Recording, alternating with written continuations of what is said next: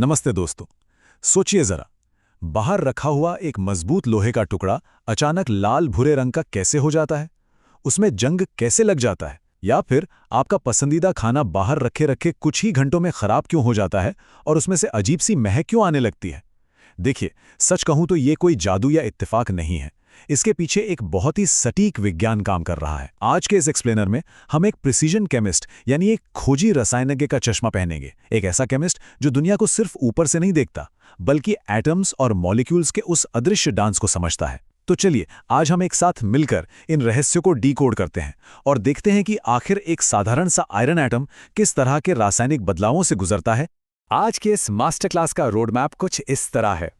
सबसे पहले हम रासायनिक परिवर्तनों को ऑब्जर्व करना सीखेंगे, फिर इक्वेशंस को बैलेंस करने की कला समझेंगे, उसके बाद अलग अलग रिएक्शन टाइप्स को एक्सप्लोर करेंगे, फिर थोड़ा आगे बढ़कर रिडॉक्स रिएक्शंस के जादू देखेंगे, उसके बाद हम केमिस्ट्री को अपनी डेली लाइफ से जोड़ेंगे और हाँ, आखिर में एक छोटा सा सेल्फ असेसमेंट क्विज भी होगा।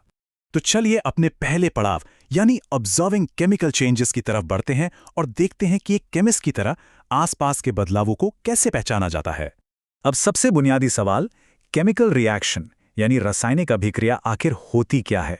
अगर बिल्कुल आसान शब्दों में कहूं तो ये एक ऐसा केमिकल चेंज है जहां बिल्कुल नए गुणों वाले यानी कंप्लीटली न्यू प्रॉपर्टीज वाले पदार्थ बनते हैं।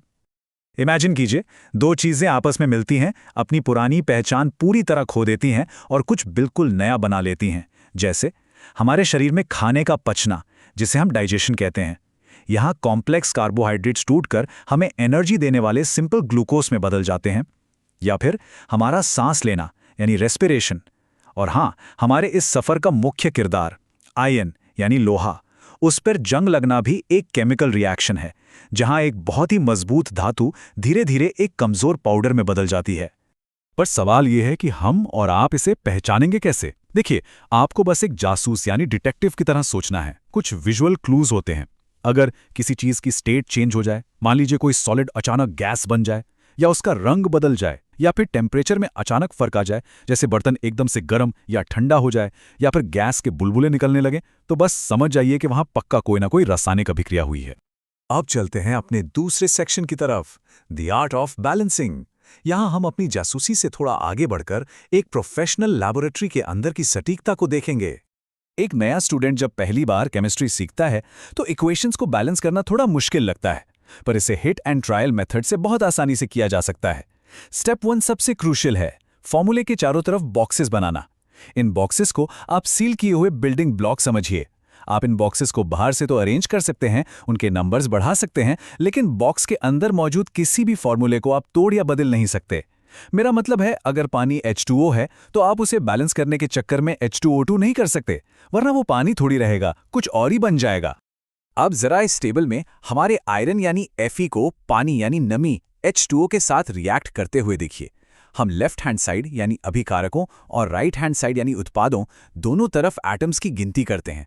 पर ऐसा करते क्यों हैं? क्योंकि केमिस्ट्री का एक बहुत ही सख्त नियम है, law of conservation of mass यानी द्रव्यमान संरक्षण का नियम। मास ना तो क्रिएट होता है ना डिस्ट्रॉय होता है। जो एटम्स पहले मौजूद थे वही बाद में भी रहेंगे, बस उनका अरेंजमेंट बदल जाएगा। इसलिए एक एक एटम का पूरा हिसाब रखना पड़ता है, और यही वो प्रिसिशन है जो एक केमिस्ट को चाहिए होती है। वैसे सिर्फ एटम्स को बैलेंस करना ही काफी नहीं होता। अगर हम रियल वर्ल्ड की बड़ी बड़ी मैन्युफैक्चरिंग फैक्ट्रीज की बात करें तो वहां एफिशिएंसी बढ़ाने के लिए इक्वेशंस में तीर के निशान के ऊपर या नीचे तापमान, दबाव और स्पेसिफिक कैटलिस्ट्स की जानकारी देनी होती है। कैटलिस्ट्स यानी उत्प्रेरक, ये वो स्पेशल सब्सटेंस हैं जो खुद तो रिएक्शन में खर्च नहीं होते, पर रिएक्शन की स्पीड को रॉकेट की तरह बढ़ा देते हैं। साथ ही फिजिकल स्टेट्स जैसे सॉलिड के लिए S, लिक्विड के लिए L और गैस के लिए G लिखना भी जरूरी है। इन्हीं डिटेल से इंडस्ट्रियल इंजीनियर्स को पता चलता है कि उन्हें आखिर किस तरह की मशीनें और कितने दबाव वाले पाइप्स इस्तेमाल करने हैं। चलिए आगे बढ़ते हैं अपने तीसरे सेक्शन पर, एक्सप्लोरिंग रिएक्शन टाइप्स। यहां हम एटम्स के बॉन्ड तोड़ने और जोड़ने के अलग अलग तरीके देखेंगे। इस समरी टेबल से इन रिएक्शंस को याद रखना बहुत ही आसान हो जाता है। पहली है कॉम्बिनेशन रिएक्शन यानी संयोजन अभिक्रिया। यह दो चीजें मिलकर एक नई चीज बनाती हैं, बिल्कुल अलग अलग सामग्री मिलाकर एक केक बेक करने जैसा। दूसरी है डीकॉम्पोजिशन यानी अपघटन अभिक्रिया। इसमें एक सब्सटेंस टूटकर कई हिस्सों में बढ़ जाता है, जैसे लेगो के बने घर को वापस छोटे ब्लॉक्स में तोड़ना। और तीसरी है डिस्प्लेसमेंट यानी विस्थापन अभिक्रिया, जहां एक ज्यादा मजबूत या रिएक्टिव एलिमेंट दूसरे कमजोर एलिमेंट को उसकी जगह से हटा देता है। अब ये एग्जाम्पल देखिए, बहुत ही कमाल का है। ये है फोटोलिटिक डिकम्पोजिशन यानी प्रकाशीय अपघटन। सफेद रंग का सिल्वर क्लोराइड AgCl धूप पड़ते ही ग्रे रंग में बदल जाता है। और मालूम है, ये सिर्फ लैब तक सीमित नहीं है। पुराने जमाने में ब्लैक एंड व्हाइट फोटोग्राफी में इसी लाइट सेंसिटिव रिएक्शन का इस्तेमाल होता था। कैमरे का शटर खुलता था, रोशनी इन केमिकल्स पर पड़ती थी और वो टूटकर तस्वीर उकेर देते थे। विज्ञान और कला का क्या बेहतरीन संगम है ना? अब वापस आते हैं अपने हीरो आयरन पर। जब हम लोहे की कील को कॉपर सल्फेट CuSO4 के नीले घोल में डालते हैं, तो एक मजबूत खिलाड़ी की तरह आयरन कॉपर को धक्का देकर बाहर निकाल देता है और खुद सल्फेट के साथ जुड़ जाता है। इसे ही डिस्प्लेसमेंट कहते हैं। और सबसे मजेदार बात, आप अपनी आंखों से उस घोल का रंग गहरे नीले से हल्का हरा FeSO4 होते हुए देख सकते हैं। ये एटम्स के बीच की एक लाइव एटॉमिक जंग है। असल जिंदगी में ये केमिकल चेंजेस कैसे दिखते हैं, इस चार्ट से समझिए। अगर दो लिक्विड्स मिलाने पर अचानक कोई सफेद पाउडर जैसा इनसॉल्युबल सब्सटेंस यानी प्रेसिपिटेट बन जाए, तो वो डबल डिस्प्लेसमेंट है, जहां दोनों ने अपने पार्टनर्स स्वैप कर लिए। अगर बर्तन अचानक गर्म हो जाए, तो वो एक्सोथर्मिक ऊष्माक्षेपी रिएक्शन है, जिसमें हीट रिलीज हुई है। और जैसा अभी हमने देखा, नीले से हरा रंग होना डिस्प्लेसमेंट की पक्की निशानी है। चलिए अब अपने चौथे सेक्शन की तरफ चलते हैं, द मैजिक ऑफ रीडॉक्स। ये इलेक्ट्रॉन्स का एक थोड़ा कॉम्प्लेक्स पर बहुत ही खूबसूरत डांस है। इन टर्म्स को बिल्कुल आसान भाषा में समझते हैं। ऑक्सीडेशन, जिसे हिंदी में उपचयन कहते हैं, इसका सीधा सा मतलब है ऑक्सीजन का जुड़ना या हाइड्रोजन का हटना। और रिडक्शन यानी अपचयन, इसका ठीक उल्टा है, ऑक्सीजन का हटना या हाइड्रोजन का जुड़ना। केमिस्ट्री की प्रॉब्लम्स के लिए मेरी एक प्रो टिप याद रखिए। आप बस ऑक्सीजन एटम पर फोकस रखिए। देखिए कि ऑक्सीजन कहां से टूट रहा है और कहां जाकर जुड़ रहा है। अगर आपने सिर्फ ऑक्सीजन का रास्ता ट्रैक कर लिया, तो रिडॉक्स रिएक्शन पहचानना बच्चों का खेल है। पर हम ये सब इंडस्ट्रियल लेवल पर क्यों सीख रहे हैं? क्योंकि असल दुनिया में कॉपर, जिंक और मैंगनीज जैसी धातुओं को उनके ऑक्साइड से अलग करके 100% शुद्ध रूप में निकालने के लिए इन्हीं रिडॉक्स प्रक्रियाओं का यूज होता है।